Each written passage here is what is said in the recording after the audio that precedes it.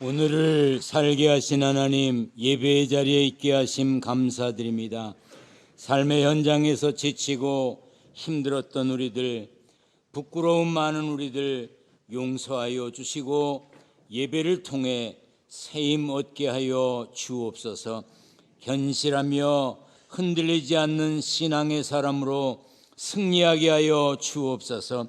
무엇을 하든 누구를 만나든 죽게 하듯 하자고 했는데 허울뿐인 목표가 되지 않게 하셔서 우리의 신앙과 인격이 칭찬받는 삶이 되도록 세워주시기를 구합니다. 안타까운 기도 제목을 가지고 있는 이 성도들이 있습니다. 저들의 한숨이 찬양이 되게 하시고 눈물은 감사의 감동이 되게 하여 주옵소서. 세상은 난리와 난리의 소식이 끊이지 않습니다. 각종 자연재해와 기근과 전쟁과 전쟁의 소문으로 뒤숭숭합니다. 하나님 보시기에 좋았던 세상은 사람들의 욕심으로 엉망이 되어가고 있습니다. 하나님, 평안을 주옵소서. 평안케 하여 주옵소서. 오늘 예배의 자리에 함께 있지 못한 이들이 많습니다. 객지에, 외국에, 군대에, 병상에 있는 성도들, 지교회, 형제교회, 협력교회의 목회자와 성도들, 선교지에 나가 있는 선교사들 모두 성령께서 붙들어 주옵소서. 같은 시간에도 간하실, 각 교육부서실, 농학교에서 예배하는 이들 모두 평강으로 은혜 가운데 지켜 주옵소서. 말씀 전하고 듣습니다. 성령께서만 역사하실 줄 믿고 예수님의 이름으로 기도하옵나이다. 아멘. 할렐루야. 평안하십니까? 멀고 가까운 곳에서 오셔서 예배드립니다. 일부 예배 때도 강화에서 오셔서 예배드리고 가셨습니다. 7시 일부 예배를 드리시려면 강화에서 몇 시쯤 일어나셔서 준비하시냐 그러니까 4시 반에 일어나서 준비하고 와야 된다고 하시더라고요. 또 당진에서도 용인에서도 파주에서 김포에서 이렇게 얘기하면 꼭 예배 마치고 나갈 때 난 더 멀리서 왔는데 이러는 이들이 있어요. 제가 다 기억은 못하지만 멀고 가까운 곳에서 오셨습니다. 저는 어디서 왔는데 어디서 오셨습니까? 이렇게 한번 옆에 분과 묻겠습니다. 어디서 오셨는지. 물어보라니까 옆에 분에게.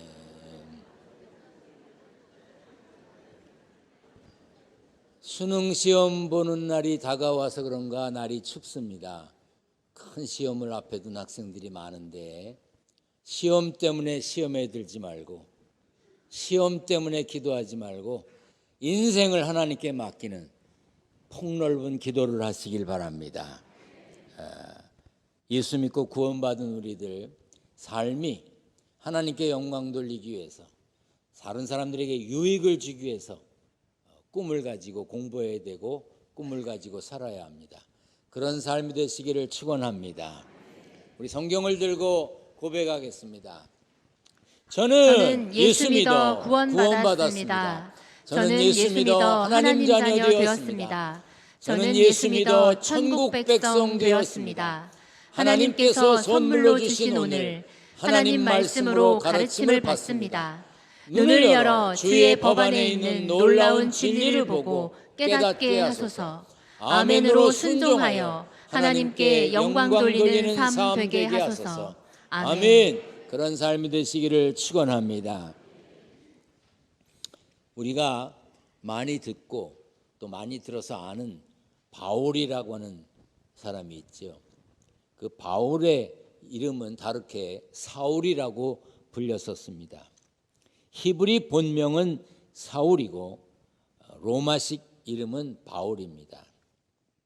바울이 주로 사울로 불렸는데 사울이라고 불릴 때 그 사울이 어떤 사람이었는지 사도행전 8장 3절에 나옵니다. 사울이 교회를 잔멸할세 각 집에 들어가 남녀를 끌어다가 옥에 넘기니라. 잔멸하다. 이건 쇠잖아요. 다 없어짐을 말하는 거예요. 교회를 없애려고 한 사람. 메시지 성경에는 그래서 초토화했다 이렇게 번역하고 있습니다.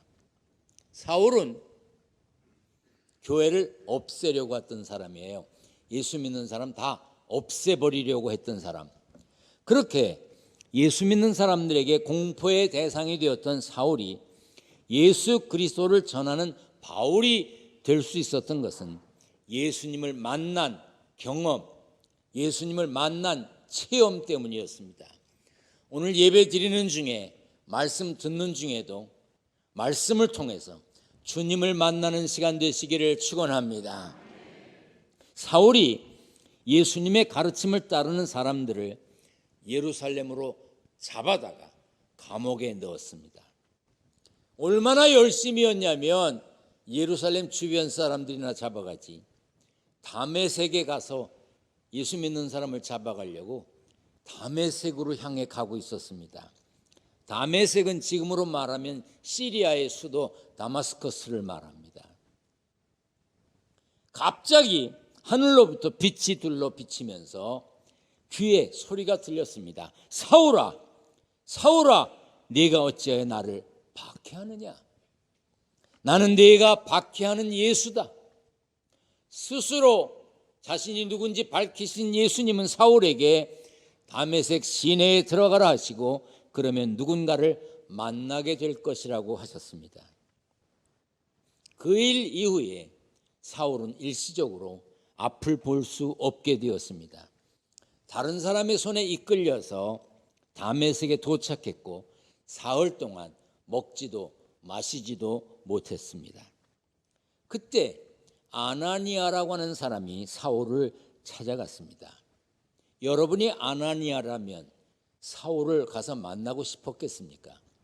예수 믿는 사람 잡아다가 감옥에 넣는 사람, 예수 믿는 사람 두려워 벌벌 떠는 사람, 그 사울을 만나고 싶었겠느냐 그 말입니다. 아나니아는 그럼에도 불구하고 사울을 찾아갔고 사울에게 안수하고 기도하며 사울을 격려하니까, 위로하니까 사울의 눈이 떴습니다. 그래서 다시 보게 되었고 아나니아에게 세례까지 받았습니다. 그 후로부터 교회를 없애려고 하던 사울이 변해서 교회를 세우는 사람이 되었고 이전과 다른 삶을 살게 되었습니다. 사울과 바울이라는 이름을 혼용하다가 사도행전 13장부터는 바울로 이제 통일하여 부르게 되었습니다. 본문 사도행전 22장 12절부터 16절에서 사울로 불렸던 바울은 자신의 경험을 여러 사람들 앞에서 소개했습니다. 그렇지만 예루살렘에 있는 유대인들은 이방인들에게 복음을 전하는, 예수를 전하는 바울이 성전을 더럽혔다고 생각했고 바울을 죽이고 싶어 했습니다. 그런 유대인들과 바울 사이에 소동이 일어났고 군인들이 출동해서 바울을 체포했습니다. 체포된 바울에게는 스스로를 변호할 수 있는 기회가 주어졌죠. 그때를 이용해서 바울은 오래전 다메섹으로 향할 때 예수님을 만났던 일과 자신이 어떻게 변했으며 왜 이방인들을 위해 복음을 전하게 되었는지 사람들에게 설명했습니다. 당연히 자신이 만났던 예수님을 소개했고 아나니아 덕분에 시력도 회복됐고 세례까지 받았다는 이야기를 했습니다. 그 이야기를 전하며 바울은 사람들에게 이렇게 말했습니다. 율법에 따라 경건한 사람으로 거기 사는 모든 유대인들에게 칭찬을 듣는 아나니아라 하는 이가 내게 와 곁에 서서 말했다고요. 바울은 아나니아를 율법에 따라 경건하게 사는 사람이라고 말했습니다. 그리고 칭찬을 듣는 사람이라고도 했지요. 당시에는 율법에 따라 사는 사람들이 많았습니다. 바리새인들이 그랬고 제사장들도 그랬습니다. 그런데 바리새인들이나 제사장들은 오히려 예수님을 미워했죠. 반대로 바리새인과 제사장들은 예수님께 또 미움을 받았습니다. 비난도 받았습니다. 대부분 남을 미워하고 비난하는 사람들 있죠.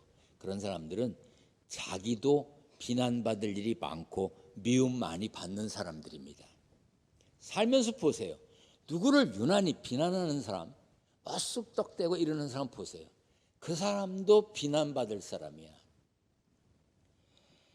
예수님을 비판했고 비난하던 사람들, 그 율법대로 사는 사람들과 다르게 아나니아는 좀 달랐습니다.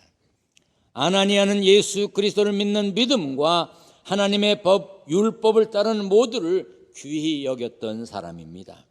그래서 바울은 로마 교회 성도들에게 이렇게 질문했습니다. 그런즉 유대인의 나음이 무엇이며 할례의 유익이 무엇이냐? 유대인이나 할례의 좋은 점이 무엇일까? 율법을 중요하게 여기는 유대인이 믿음으로 구원받는다는 우리보다 특별히 나은 것이 무엇일까? 남자의 성기 표피 끝을 잘라버리는 할례가 구원받고 은혜 받음에 무슨 유익이 있을까? 오히려 형식만 따르고 강조하다 보면 예수 그리스도를 믿는 믿음을 잃게 될 수도 있는 것이죠. 그래서 바울은 자신이 했던 질문, 유대인의 나음이 무엇이며 할례의 유익이 무엇이냐? 이렇게 물음에 자기가 답을 했어요. 다 필요 없다가 아니라 범사에 많다고 그랬어요. 율법도 할례도 유익이 많다는 거예요. 율법을 중요시하는 유대인들도 할례 같은 율법적 행위도 유익함이 있다, 유익함이 많다는 것이죠. 율법에 따라 사는 거, 규정에 따라 사는 삶은 우리의 믿음을 자라게 하는 도구가 될 수도 있습니다. 믿음도 없어. 교회가 뭔지도 잘 몰라. 성경도 잘 몰라. 그렇지만 예수 믿기 시작하면서 나는 주일이면 어떤 일이 있어도 예배 드릴 거야. 나는 교회에서 하는 성경 공부도 할 거야. 나는 뭐 잘 모르지만 헌금 시간에 헌금도 드릴 거야. 하나님이 구별하라고 하신 11조도 드릴 거야. 나는 잘 모르지만 교회에 대해서 성경에 대해서 잘 모르지만 난 봉사도 할 거야. 이왕 할 거 아주 잘할 거야. 성경에서 하라는 대로 할 거야. 그러는 사람 시간이 지나서 보면 믿음이 자라있는 것을 볼 수 있습니다. 율법을 지키면 강력한 복음 전파의 수단이 되기도 합니다. 물론 착한 행실로 구원받는 것은 아닙니다. 그러나 그리스도인이라면 다른 사람이 착한 사람이라고 말해야 합니다. 여러분께 묻겠습니다. 여러분은 착하십니까? 사람 중에 그런 사람 있잖아. 그 사람 만나면 조심해야 돼. 성질이 불같아서 별것도 아닌 일에 성질을 내고 자기밖에 모르고 그런 사람 있잖아요. 그런 사람 좋아해요? 안 좋아할 거요.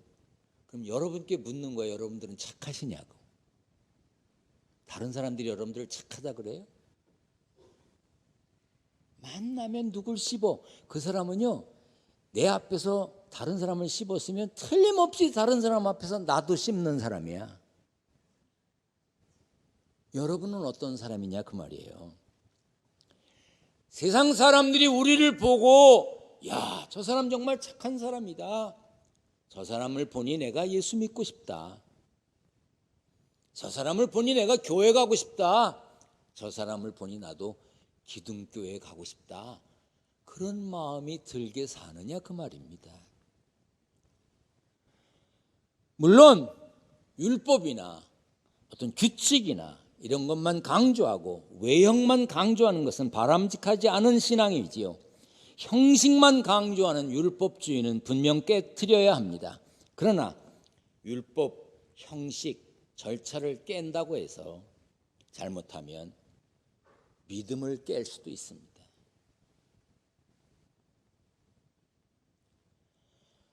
아나니아는 율법의 유익을 알았습니다. 그래서 하나님께 쓰임 받았어요. 율법을 지키고자 힘쓰면서 경건하게 살았고 칭찬을 들었습니다. 바울이 예수 믿고 세례받아 새 사람이 되는데 영향력을 행사한 사람이 누구예요? 아나니아였습니다. 보통 경건이라고 하면 어떻게 생각하냐면 침묵하고 정적이고 고요한 사람을 경건한 사람이라 그래요. 별로 드러나지 않고 말도 크게 하지 않고 누구하고 다투는 적도 없고 누구에게 피해를 주지도 않고 그저 성실하게 살아가는 사람 경건하다고 생각합니다. 그런데 그럴까요? 성경은 그렇게 가르치지 않습니다. 야고보서 1장 27절 우리 자막을 보고 다 같이 읽습니다. 시작. 하나님 아버지 앞에서 인정받는 참된 경건은 어려움을 겪는 집 없는 사람과 사랑받지 못하는 사람들을 보살피고 하나님을 모르는 세상에 오염되지 않도록 조심하는 것입니다. 자막을 그대로 두세요. 자막을 두세요. 하나님 아버지 앞에서 인정받는 참된 경건은 어려움을 겪는 집 없는 사람과 사랑받지 못하는 사람들을 보살피고, 이게 첫 번째예요. 두 번째, 하나님을 모르는 세상에 오염되지 않도록 조심하는 거예요. 그런데 많은 그리스도인들이 이 두 번째만 알아요. 세상에 오염되지 않도록 조심하며 사는 것만 경건이라고 생각해요. 왜 앞에 있는 경건을 빼요? 어려운 사람을 보살피는 것이 경건이에요.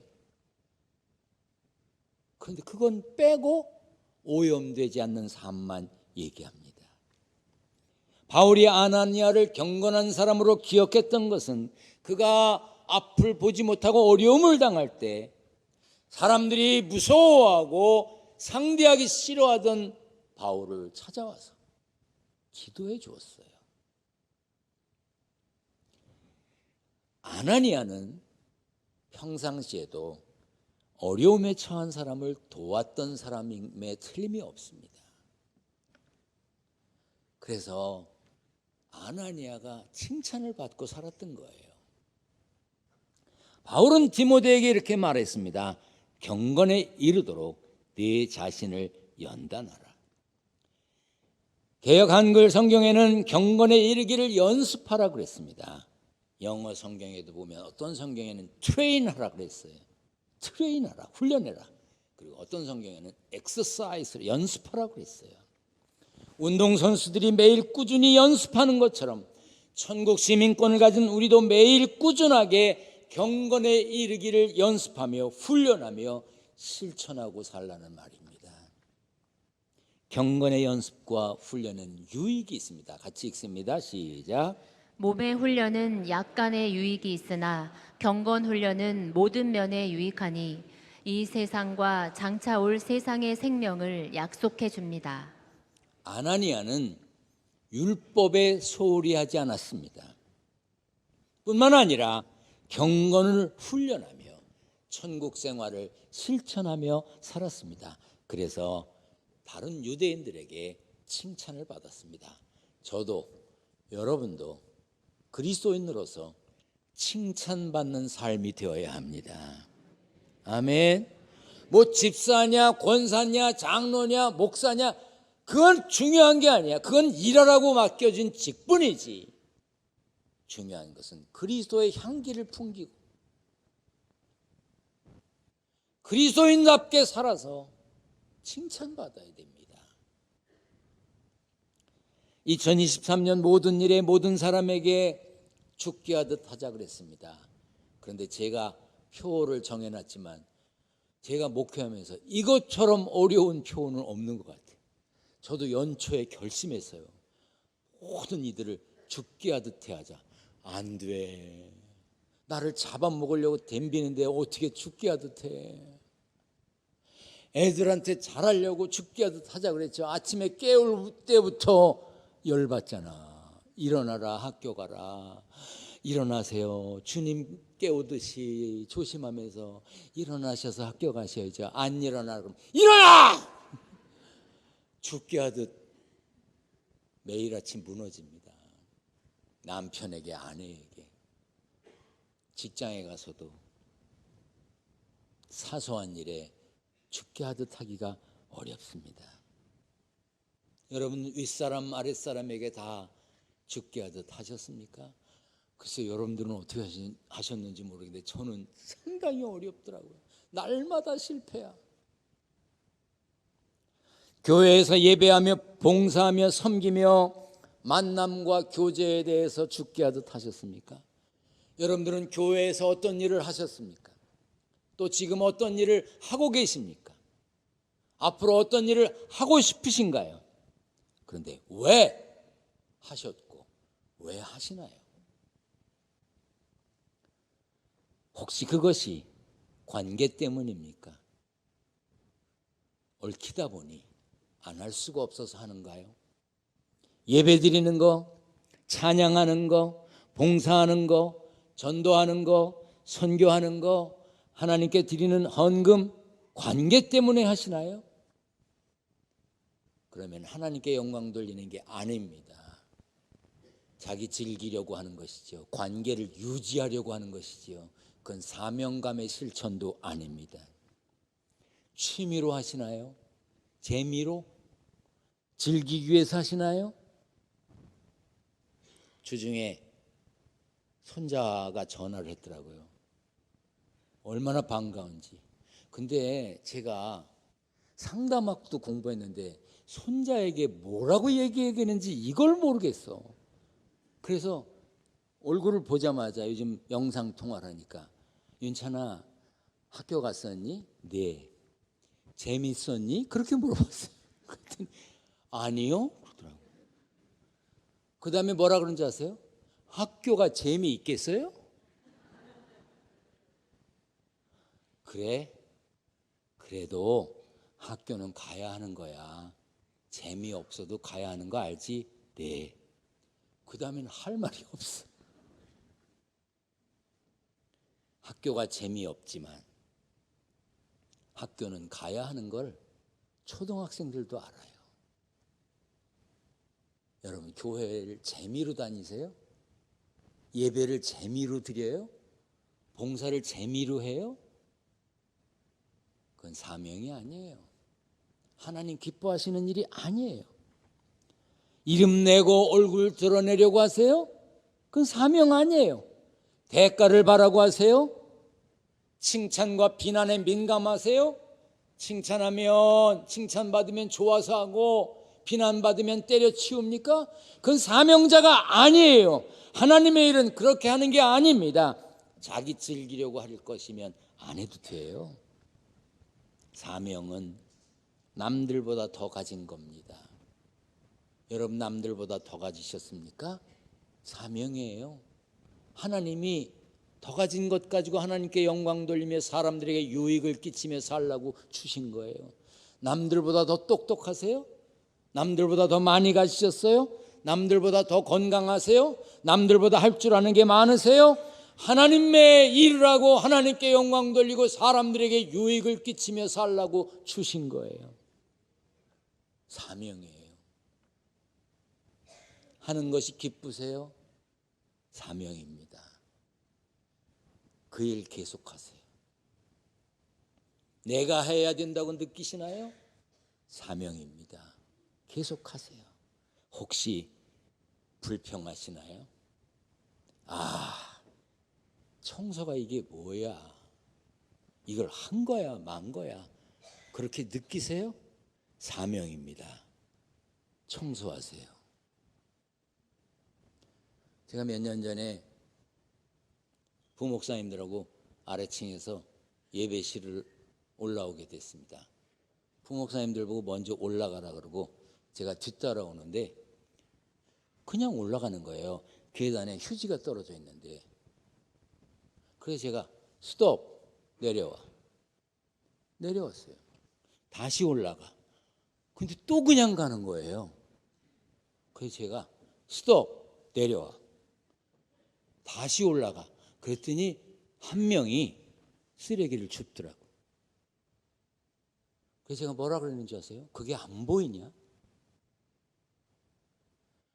보인 내가 주셔도 되는데 안 보이냐고 물었습니다. 여러분, 지저분한 게 안 보이는 사람이 있어요. 여러분들 남편은 그렇지 않던가요? 양말 거꾸로 벗어놓고도 아무 미안한 감이 없는 남자들이 얼마나 많아요. 저는 바르게 벗어놔요. 방이 지저분한 거, 사무실이 지저분한 거 느낌이 없는 사람이 있다니까? 그럼 내버려 두세요. 그 싸움밖에 안 나. 느낀 사람이 하세요. 교회 화장실에서 지저분한 걸 보셨어요? 다른 이들은 못 보고 지나간 거야. 보인 여러분들이 사명이야. 치워. 오늘 찬양대 어땠어요? 마음에 안 드셨어요? 혹시 엘토가 문제였나요? 혹시 테너가 마음에 안 들던가요? 그걸 들을 수를 아는 사람이면 음악을 아는 거예요.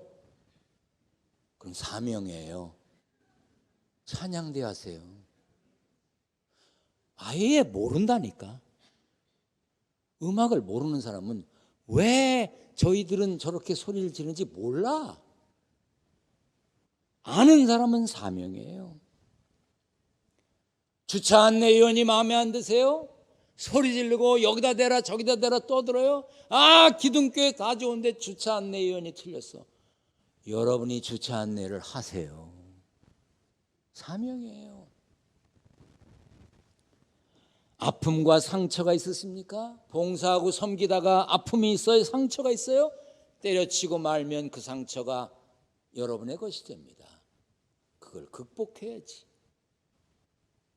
그럼에도 불구하고 감당하면서 상처를 극복해야 합니다. 아니, 상처 그걸 뭐로 받아? 돈도 아닌데. 여러분, 혹시 누가 돈 주면 받고 상처는 받지 마세요. 상처를 뭐하러 받아?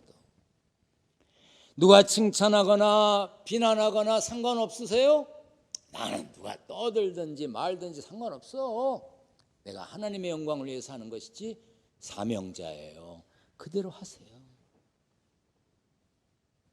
저는 매년 아프리카 모잠비크를 다녀옵니다. 가는 거 힘듭니다. 가서 먹는 것도 힘들고 자는 것도 힘들고요. 여러분, 제가 팔팔한 젊은이가 아니에요. 한 번씩 갔다 오면 한 2주 정도를 알아요. 힘들어요. 그래서 마음에 내년쯤에는 이제 안 가도 되지 않을까? 이런 마음을 품고 있는데 아프리카에서 문자가 왔어요. 내년에는 몇 월 며칠 날 오실 거냐고. 우리 교회에서 아프리카에 가서 살면서 선교하라고 보낸 선교사가 내년에는 언제 올 거냐고 문자가 왔어요. 어떻게 해야 될까요? 가야 될까요? 저 내년에 또 가야 되나요? 다시 물어볼게요. 저 내년에 또 가야 되나요? 대답한 사람 내년에 같이 가요.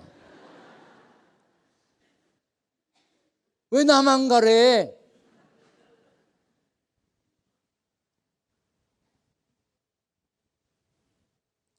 건강할 때, 움직일 수 있을 때, 비행기 탈 수 있을 때 갔다 오려고 해요. 해마다 장로님들 2-3분이 같이 가요, 아프리카에. 그럼 당신들도 24시간을 비행기 타고 가고 막 비행기를 타고 내리고 힘들잖아요. 그럼 돌아올 때쯤 뭐라 그러신지 아세요? 다음에는 오실 때 비즈니스 클래스 업그레이드해서 편안한 자리에서 앉아서 가세요. 그렇게 말씀하셔요. 그래서 내가 고맙습니다. 그렇게 해요. 근데 그 다음에 떠날 때까지 아무 말이 없어. 힘들어요. 그래도 선교사가 내년에 언제 올 거냐고 묻는데 나 못 가. 나 그 말은 못했어요. 하나님의 명령, 하나님의 법, 하나님의 말씀을 따라 살려고 경건을 훈련하고 실천하고 어떻게 하는 것이 하나님의 마음에 드는 삶인지를 생각하며 기도하고 사람의 평가보다 하나님이 훗날 잘했도다 착하고 충성된 종아 칭찬받는 자리의 주인공이 되고자 묵묵히 살아가는 사람, 아나니아처럼 하나님의 법을 따르며 지키며 살고 누구에게든지 예수 믿는 사람 잡아 가두려고 하고 예수 믿는 사람 죽이려고 하는 사람에게까지 가서 그리스도의 사랑을 전하는, 죽게 하듯 하는, 행동하는 크리스찬, 그 사람이 하나님이 기뻐하시고 칭찬하지 않으실까요? 사랑하는 여러분, 실천이 어렵습니다. 죽게 하듯 하고 사는 거 어려워요. 그러나 죽게 하듯 하고 살려고 최선을 다해야 하지 않겠습니까? 최선을 다하고 하나님의 선하시고 온전하신 뜻을 이루려고 노력하는 복된 삶의 주인공이 되시기를 축원합니다. 축원합니다. 전능하신 하나님 감사합니다. 주님의 뜻을 따라 산다는 것, 하나님의 말씀을 실천한다는 것, 얼마나 어려운 일인지, 얼마나 힘든지 우리들 압니다. 그러나 때로 그 아는 것을 실천하지 못해 안타까워하며 눈물도 흘립니다. 하나님, 연약한 저희들을 도와주시옵소서. 하나님의 마음에 합한 삶의 주인공이 되게 하여 주옵소서. 세상에 살며 땀 흘려 일하여 얻은 소득을 구별합니다. 11조, 감사헌금, 건축헌금, 선교헌금, 일천번제물, 이런저런 제목으로 예물을 드리는 정성스러운 손길을 하나님 기억하여 주옵소서. 예수님의 이름으로 기도하옵나이다. 아멘.